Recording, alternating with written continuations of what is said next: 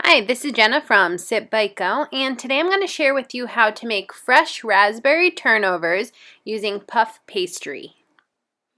The inside of the filling for raspberry turnovers uses fresh raspberries, sugar, vanilla extract, and ground cinnamon.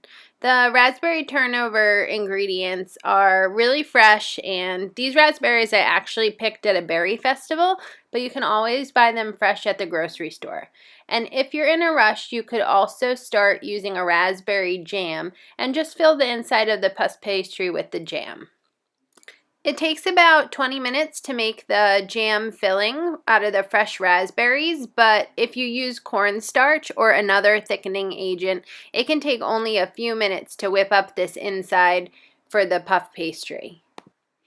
Now, for this video, for the fresh raspberry turnovers, I accidentally went a little bit crazy filling the center of the puff pastry. Do not use this much filling at all. You probably only need about 2 tablespoons, 3 at most, to fill the inside of the puff pastry.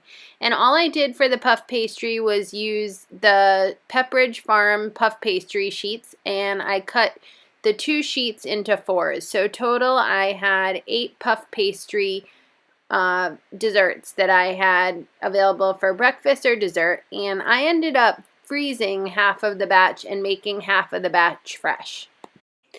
When you're ready to cook the puff pastries, either from the fresh state or the frozen state, you want to brush either melted butter on top or some egg wash on top, which will help the top of the puff pastry become golden brown.